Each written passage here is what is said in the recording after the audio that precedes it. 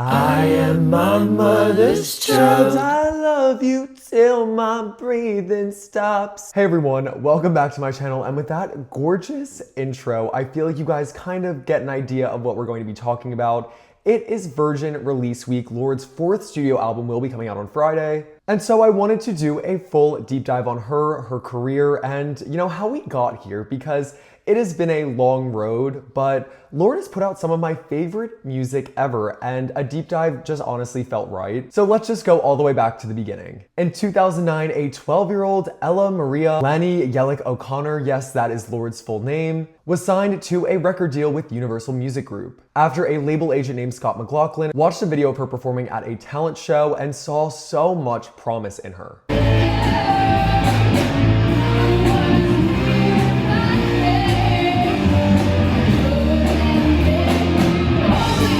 He said that she was really unique and immediately wanted her to have a record deal. And after signing, she honestly was just performing covers at shows while she was trying to figure out how to kind of navigate this industry while also being in school. Like, it took her a little bit to start writing music, but in 2011, she got to work alongside Joel Little, a Grammy-winning songwriter and producer, to start creating some original music. And 2012 then came around and she released her first EP titled The Love Club at only 15. The way that she released it also was just for a free download on SoundCloud. It seriously had like no promo, but a song titled Royals, which I'm sure you all know, went super viral. It gained so much popularity, it first took over the internet and then the world. The 5 songs on this project were Bravado, which is one of my top 5 favorite Lorde songs of all time. That song is so underrated, like seriously go stream it if you haven't. Royals, $1 Million Bills, The Love Club, and Biting Down. It took the pair about 3 weeks to write,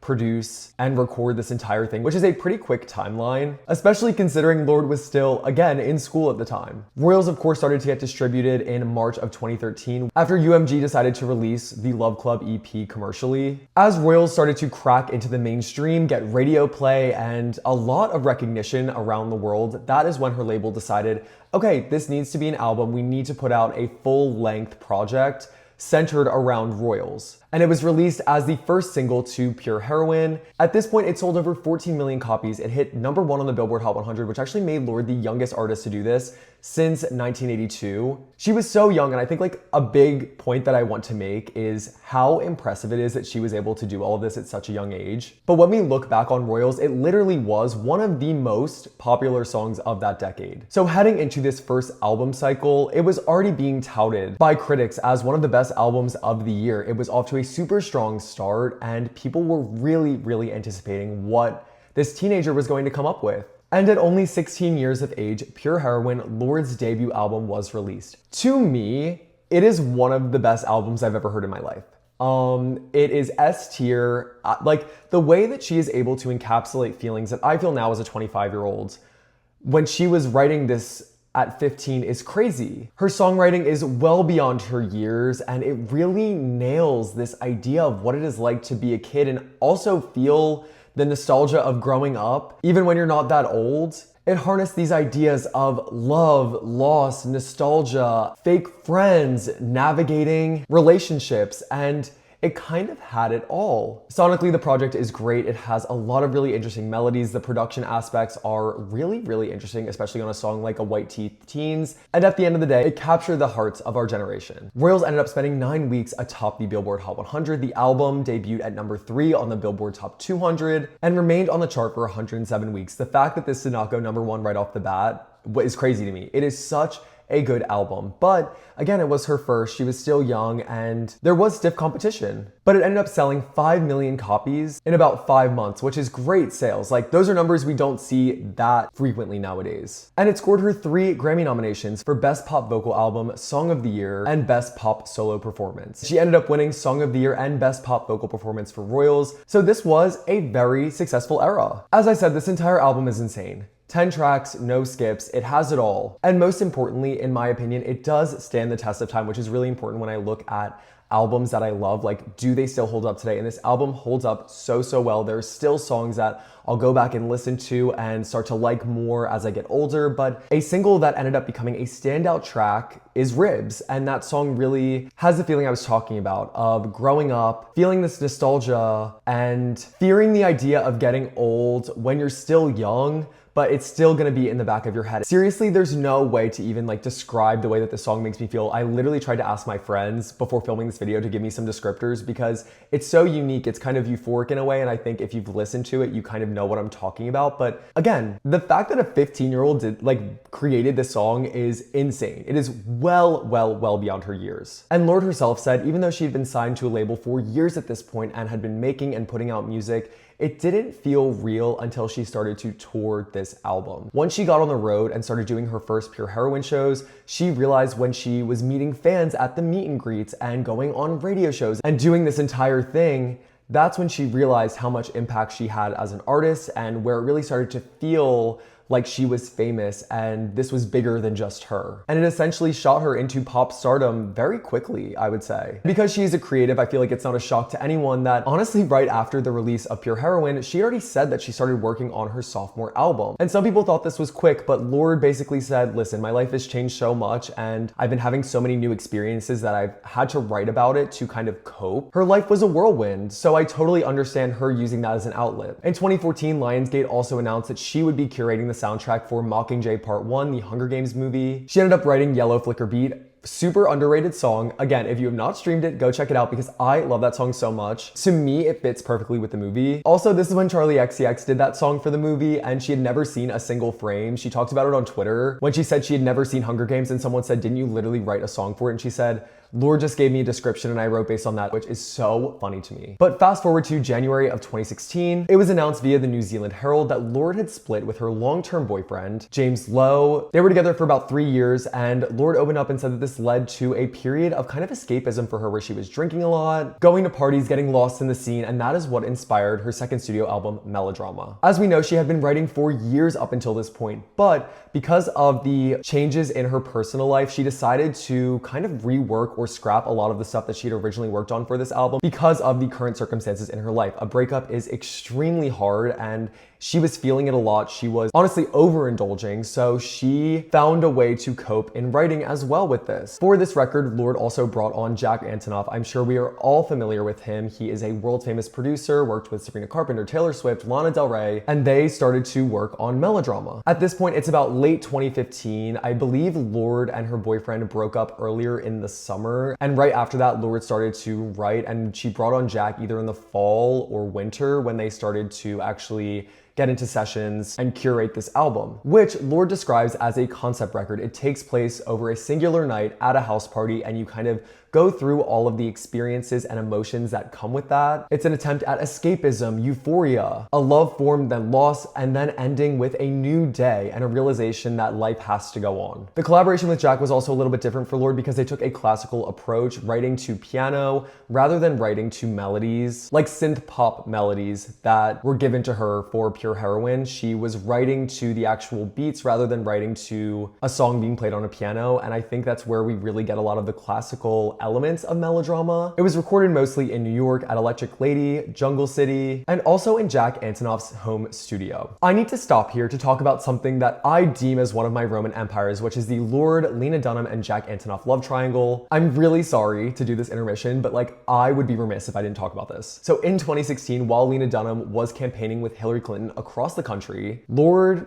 was in the studio with Jack at their house in Brooklyn. Many fans speculate that the two ended up having an affair, to which all three parties deny up until this day, but it really got heightened when this person made a 29-slide PowerPoint that is one of the most insane pieces of work I've ever seen in my life. Basically saying that this is all of the evidence laid out as to why something happened between the two of them. Whether it was physical or emotional, this person who made the PowerPoint is standing on business saying, something happened here and I need to show the world what I have compiled. It dissects everything from lyrics, interviews, performances. I mean, there really were performances where Lorde and Jack were eye-effing each other, and it seemed like they were inseparable. So I don't know, there was probably something going on there, but I can't confirm or deny, of course, I don't know anything, but I just feel like it was so messy. Jack also started to get so mad at people talking about this. He called it dumb heteronormative gossip on Twitter and just said this is so juvenile, we do not need to be stooping there. And he's actively calling it out on Twitter, saying it's insane insane that people believe this while also performing with Lorde on SNL while she's wearing a wedding dress. So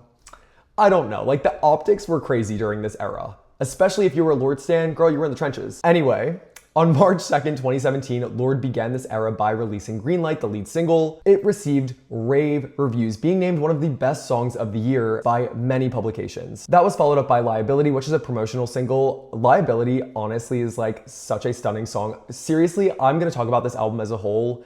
It is something that I could talk about for hours because it is so poignant and it is like so everything to me. But she released Liability right ahead of the SNL performance I was talking about earlier in the wedding dress, and that performance went really well. It was praised by fans and critics, and it set Lorde up for a stunning album cycle. Perfect Places was the second actual single, with Sober being the second promotional single. This is really confusing, and I think Sober honestly was probably the wrong choice for the second promotional single. Supercut was literally right there. But the album itself came out June 16th, 2017, and received universal acclaim. This is Lorde's magnum opus. This is an album that will go down in history as one of the greatest albums of all time. I can confidently say that. She was 20 when she created this. I'm 25. I could not even fathom being able to do something like this. It is so gorgeous. On Metacritic, it sits at a 91 out of 100. It was nominated for Album of the Year at the 2018 Grammys, and it ended up being Lorde's first #1 album in the US and New Zealand. Seriously, the songs on this project I could talk about forever. The Louvre. Let's talk about The Louvre. Let's talk about Writer in the Dark. Let's talk about Supercut. Let's talk about Homemade Dynamite. Let's talk about Hard Feelings, Loveless. Seriously, I love this record so much. It is so good. If you have not had the pleasure of listening to this, please pause right now and listen to Melodrama from start to finish. I re-listened to all of her albums to make this video so I could accurately try to write about them, and it truly holds up today in a way that I can't even describe. It makes me feel so many emotions. And another thing I do need to mention in this era was the 2017 VMA performance. So Lorde was set to perform Homemade Dynamite before the remix came out with SZA and Khalid. But then she ended up getting the flu and still opted to perform, but she didn't sing. She did an interpretive dance in one of the most horrific outfits I've ever seen in my entire life to that song, and honestly, it was camp.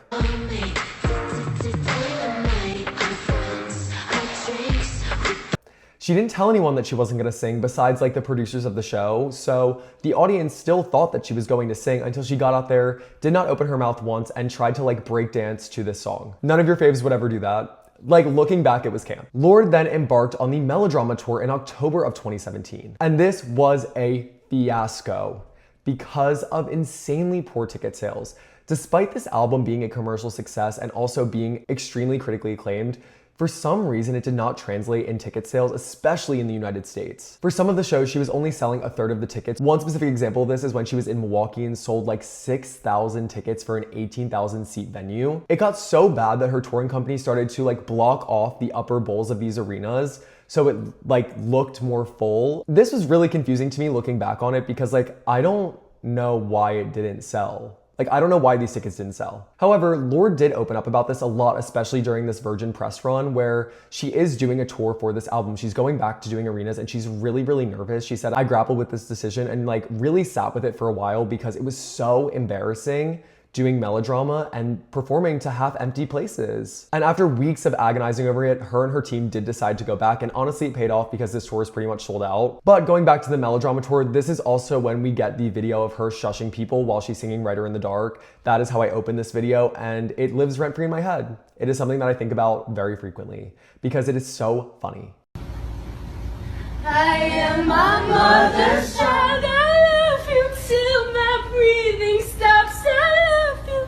After the Melodrama era completed, we thought we were going to get new music pretty soon because Lorde wiped her socials pretty much completely clean, except for 3 Instagram photos and 2 tweets. However, she ended up going on hiatus for a couple of reasons. 1, her dog Pearl passed away, and 2, she got the opportunity to visit Antarctica, which was a bucket list item for her for a very, very long time. And as she was actually returning from this trip, she brainstormed this name Solar Power, which ended up being the name of the 3rd record that she put out. So in March of 2020, Lorde revealed in an interview that bits and pieces of this project started to take shape, and this was a much different record. She got back to New Zealand and really connected with nature. She took elements from her day-to-day life and this idea of spiritual healing to curate this new persona that she was going to put forth and write as. So it was extremely different, and the rollout honestly was a mess too, which didn't help it at all. But on June 7th, 2021, the artwork and the title of the album's title track, so like Solar Power, literally got leaked. To which Lorde and her team did respond pretty quickly. They updated her website with the cover art saying patience is a virtue, teasing that this era was going to be coming pretty soon. But then 3 days later, the song was accidentally put on streaming services. So on June 10th, some streaming services in some countries literally had the song put out, and her team got rid of it pretty quickly, like they wiped it, but not before people could take screen recordings and download it. So a day later, Solar Power, the song, came out, and it was met with a lot of mixed reviews.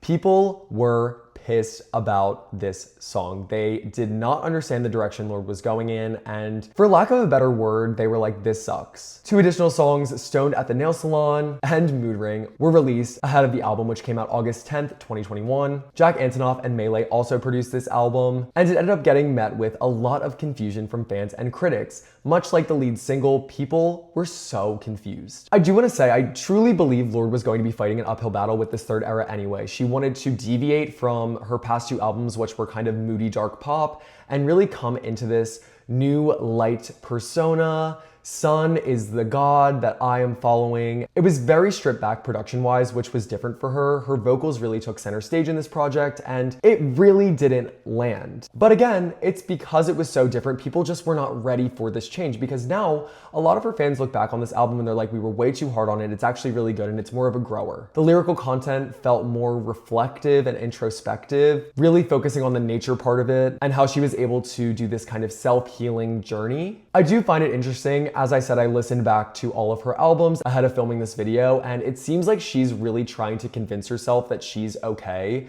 Now knowing the struggles that she's been facing for years that she's opened up about during this Virgin press run, it seems like this album is kind of a willing of her and her spirit to say that she's okay. And it comes off a little bit as a facade, and I'm not saying that negatively. I think honestly she tried to use this music to heal her and it just didn't. She wanted to reconnect with herself after growing into this pop superstar, and I think trying to become grounded is what a lot of stars try to do when they are on top of the world. But we know now that it didn't really work for Lorde because of some of the stuff that she talks about in her newer songs. So I totally get where she's coming from. I get this album. Lorde is really thankful for it as well. I think she even says that it taught her a lot about putting out work that you're proud of without really needing the commercial appraise and love for it, because her first 2 albums were that. She was getting so much praise and so much popularity from them that I think going through this flop era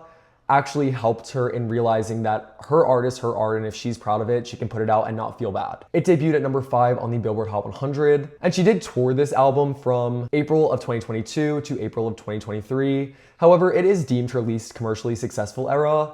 But again, a lot of fans look back and they're like, listen, we were way too hard on this album. We're getting it now. It just was a huge departure from what we knew. So people kind of got whiplash, I think, in the moment and didn't know how to support Lorde with this new sound when it came out, but they look back on it way more fondly. Which now brings us to the Virgin album cycle. This is a super interesting era for Lorde for a lot of reasons, and I think I want to start with the lead up and the girl so confusing of it all. In June of 2024, Charli XCX released her album Brat, which created this entire global phenomenon in Brat Summer. But it also had a track on it titled Girl So Confusing, which was about her relationship with Lorde. While she does not name her in the track, it is very, very obvious that this song is about Lorde, and fans were very quick to guess and comment on that. Ahead of the release, Charli actually did send Lorde a voice note, but Charli was going based on the US release, not thinking that Lorde is from New Zealand, so it comes out a lot earlier over there because of the time difference. So Charli is calling to apologize, and Lorde is like, I've already heard the song. But both sides apologized. Charli said, I'm sorry for doing this. Lorde said, I didn't even realize that you felt this way. I'm really, really sorry. I've just been like stuck in my own head.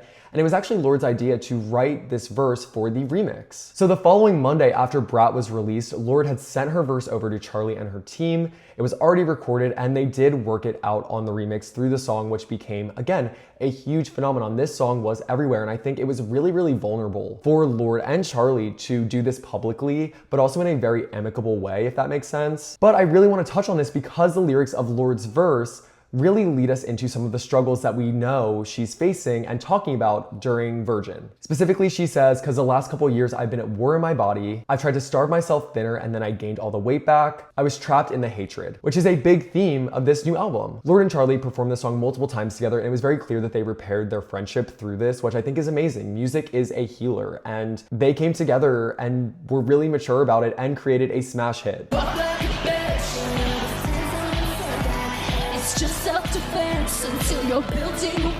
Girl So Confusing for a Grammy nom, I could not believe my eyes when that was not submitted and guess was. But that's neither here nor there. And then we head into the Virgin era. In April of this year, Lorde started to tease her comeback, wiping her socials and changing her profile photo to that fuck-ass water bottle, which was followed up with her posting a TikTok with the audio, which we now know is What Was That, the song, but it was just a little snippet of that song to get people excited. A few days later, it was announced the song was going to be coming out on April 24th, and ahead of that, Lorde did a surprise appearance at Washington Square Park in New York City to play it for fans and also film a little bit for the music video that accompanied it. I loved this Washington Square Park thing because it was such a mess. Like, she told everyone to come, everyone gathered, then Lorde put out on her socials that like there were too many people there and they didn't get a permit, so everyone had to leave. And then once some people left, Lorde actually ended up coming. She like rode her bike in, they filmed some stuff for the music video, and then she played it out of a huge speaker for everyone to hear. And of course, the reheating of the Melodrama nachos was mentioned. I mentioned it, a lot of other people mentioned it, but it does have this like industrial sounding nature that we, I think, associate with some of the production elements on Melodrama. However, she is not working with Jack Antonoff for this. Overall, the reception to the track was really positive. It did hit #1 on global Spotify, and people really liked it, despite the whole melodrama of it all. On April 30th, Lorde then announced the album in a note to her fans detailing the raw and primal feelings that she felt while creating it. She was going through an additional breakup, gender dysphoria, and her continuing body image issues, so she turned to music to kind of release all of these things that she had kept pent up inside. The 11-track album is co-produced by Jimmy Stack, Dev Hynes, Dan Nigro, and a couple other people. And I want to talk about this era itself because a lot of people and publications have been describing it as like a guerrilla promotional approach, which I would, I guess, have to agree with. And the discourse specifically around Lorde as a person has been really, really polarizing based on what she's been saying in these interviews. Specifically in Rolling Stone, she opened up about her gender and how she's really been struggling with trying to kind of straddle this line between woman and man. She said, "Some days I feel like a man, some days I feel like a woman," and trying to feel comfortable with that has been really, really hard. That also came with like her covering up her mirrors and not wanting to see herself because she didn't even know how to perceive the being that she saw in the mirror, which is really, really deep. And it's hard, I assume, to be a public-facing person, a superstar, be recognized every single time you leave the house, and still be dealing with this like intense kind of loathing for yourself because you don't know what you're feeling and you have this dysmorphic idea of yourself. She also said some really strange things in this interview that a lot of people picked out and posted,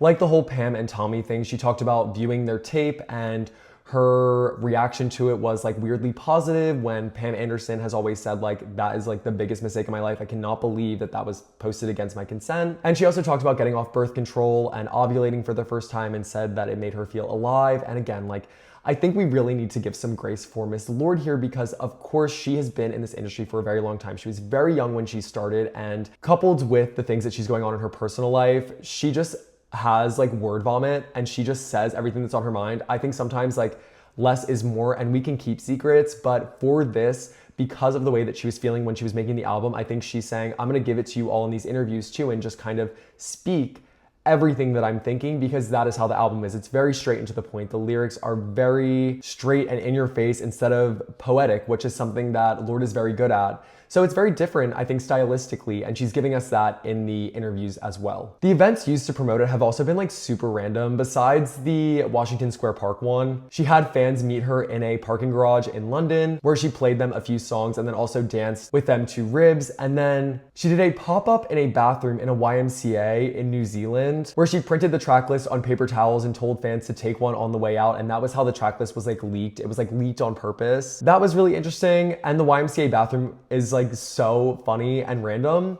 but from what people have said from these listening parties, this is a great album. It has been described as a mesh between Solar Power and Melodrama, but there is this kind of industrial through line that I've seen through all of the singles thus far, so it'll be interesting to hear the project as a whole. It did generate buzz for the album in some unique ways, especially coupled with the radio and print interviews that Lorde has been doing. She has been making herself very available, but I don't see this album as much in the news cycle as I would like to, I think. I don't know why, like I'm such a big fan, I just wish that I was seeing it more, but I don't know what else she could be doing. The second single she put out was called Man of the Year, which is a slower song that builds to a gorgeous crescendo at the end with some really fun production elements. And then recently she released Hammer, the first track on the album, that, as I said, really sounds like sonically a mesh between Solar Power and Melodrama. It has some of those Melodrama elements, but the vocals take kind of center stage in that song, similar to the way that